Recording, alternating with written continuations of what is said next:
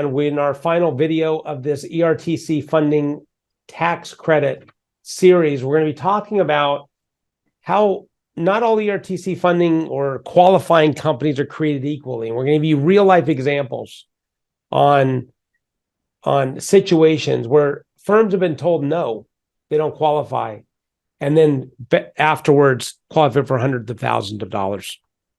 So Robert, let's dig into this. Why is it that this has turned out to be sort of like a space of, in many ways, ill repute? I mean, you're getting people coming in, promising the world, charging a lot of money, and not being able to deliver or delivered wrongly. Can speak into that. Well, I think like any other opportunity that arises in America relative to large sums of money to be made at practicing this or practicing that, whether it's at a legal level or layman's level or accounting level, you're going to get bad players in the market. And by that, I mean, you're going to have organizations that are, like you said, of ill repute, that are here today, gone tomorrow. Yeah. And I've seen these companies' contracts or otherwise having represented small businesses, a significant amount of them throughout the United States in the Employee Retention Act, because they've already, vetted other companies, and I say, send me a copy of that contract. Where are these people? Yeah. And again, there's a lot of bad players. Unfortunately, there's a lot of accountants, accounting firms out there that don't have as much of a knowledge of the employee retention tax credits as they should in order to rightfully represent their clients, where they either totally dismiss qualifying factors that leave a lot of money on the table for clients, or they just plain old give them wrong advice. I can't tell you how many nonprofit groups that we've represented where their accountant said, well, you're a nonprofit, you don't qualify. Well, that's just totally not true. Yeah. I've had situations where accountants, let me take a step back. One of the two main qualifying factors of the employee retention tax credit, you can choose one or the other for each of the 6 quarters that you could possibly qualify for. One is the gross receipt reduction test. And that's pretty fact-based, assuming your client has a good set of books. And that's the one that accountants will always look at to qualify their clients under the employee retention tax credit. The other qualifying factor that you can use one or the other, is per quarter, is called the nominal business impact test, which isn't factually quantifiable. It's more of a set of rules. Well, the nominal business impact test is, in a nutshell, is whether during any one of the quarters qualify, where their federal government, state, county, local government, COVID mandates that would have nominally impacted that business's ability to do commerce, at least to the extent of 10% or 10% of their wages. Mm-hmm. And that's something, it's an extremely complicated set of rules or opinions. And I haven't seen any CPAs or CPA firms go down that road. And there's a lot of businesses that qualify under the nominal business impact test. And by qualifying, again, that means that they have a colorable claim for a tax refund. And if they were to get audited, that would not be likely, but if they did get audited, that they would succeed at that audit by proving, one, here's the mandates, and here's how the mandates affected my business. And it affected my business to the extent of 10% during that period of that business's ability to do commerce, or 10% of their wages. Mm-hmm. So you have to follow the breadcrumb trail. Right. And you have to be very detailed with clients on that. You have to make sure that that they properly research these mandates and that they set these aside. So if they ever do get audited, they can we can beat the heck out of the IRS with it, and then they can go IRS goes away. Right. So tell me about that time you mentioned yesterday about you know, you being told that you don't qualify because you're one business, but your other Well, business qualified. yeah, I see this happen many, many times with accountants messing up these what are called aggregator factors. Mhm. And interestingly enough, what I've found with representing people under the employee retention tax credit is that probably half of business owners have more than one business. Mhm.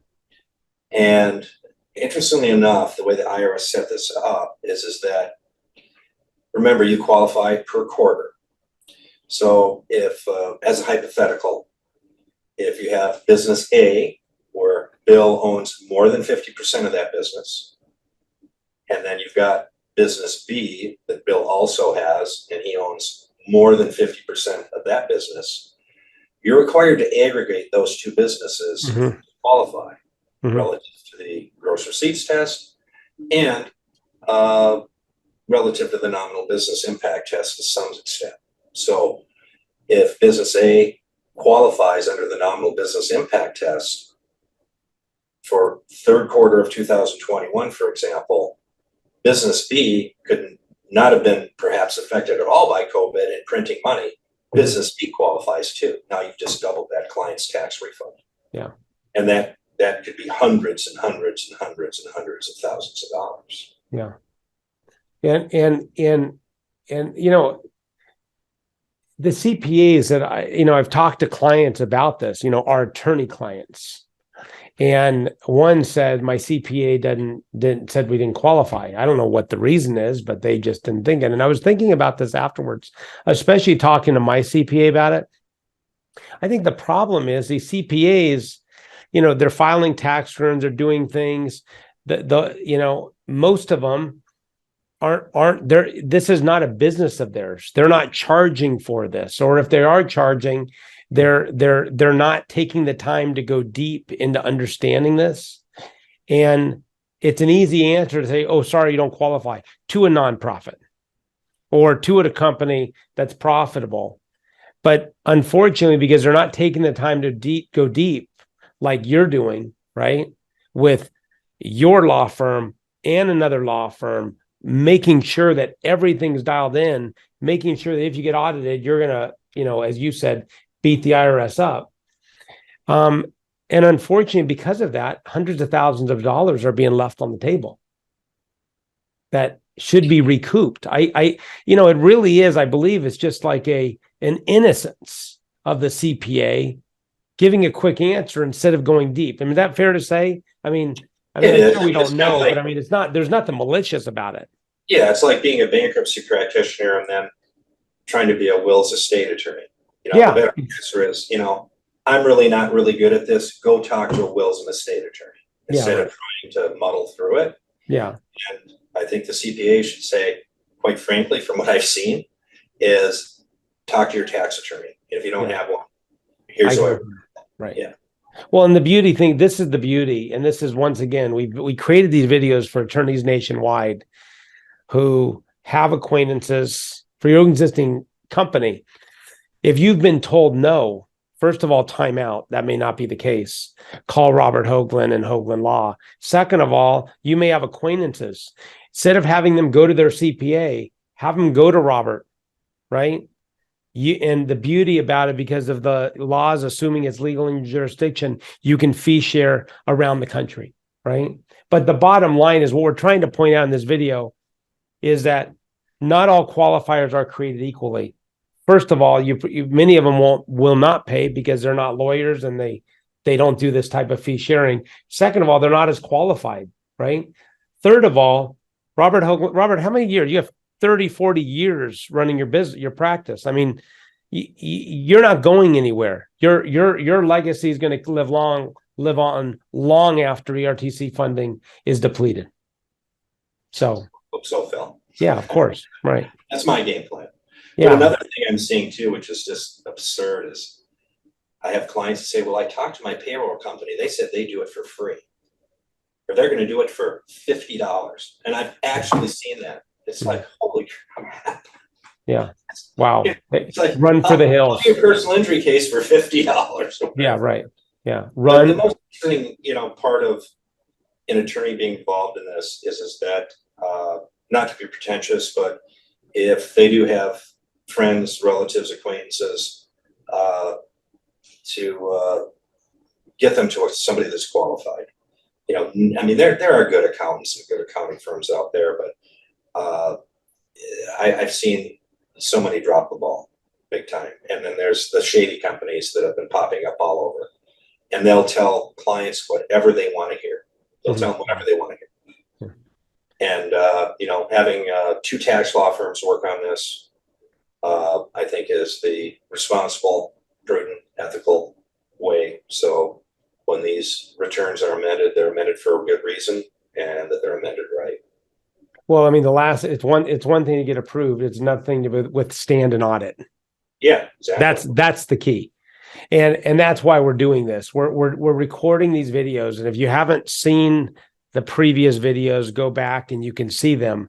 One, we gave an overview of what ERTC funding is, how it's a tax refund, and how you can garner somewhere-ish $20,000 per employee as a refund. So meaning if you have 20 employees, we're talking $400,000 as a tax refund. This is not a $5,000 refund. This is a sizable refund, very sizable. Second of all, because we focus and we train attorneys nationwide, this is a way for attorneys to participate in the fees with Hoglund Law. As long as it's legal in your jurisdiction, you can participate. Yeah, we're very transparent with this too, Phil. So anybody that any other law firm I'd have a relationship of this nature with, I send the fee contracts, the malpractice insurance, a sample hypo breakdown, so there's no questions, regarding how this works. Yeah, I mean, Robert's been in the business for years and years and years. He's nationally known, and as I mentioned just previous, like he will be around for many, many more years, way after ERTC funding. And then thirdly is how not all the ERTC funders are created equally, right? They're not all created equally. And you may have had a friend or yourself or an acquaintance that has been told you don't qualify. That is not necessarily the case. A 5-minute phone call with Robert will dig into that. And Robert personally vets every one of our referrals. And he's going to tell you in a 5-10 minute conversation if another conversation is needed or more information is needed. And then lastly, for all your acquaintances that own businesses, that have employees, this is a great way for them to get a payout from a legal tax refund. And at the same time, you can benefit from fee sharing, and they won't pay any extra for you being involved. It's just part of the fact that you referred them. Let me give you your number, Robert, 612-482-3010, 612-482-3010, and Robert at ertcfunding.co, Robert at ertcfunding.co. Robert, anything else to finalize our last video? I think we covered all the bases, Phil. Great. Well, thank you for being a part of it. And for those that want more information, I'm going to have another video up here of the previous videos so you can just watch them and make sure you don't miss any of them. Thanks for joining us. Have a great day.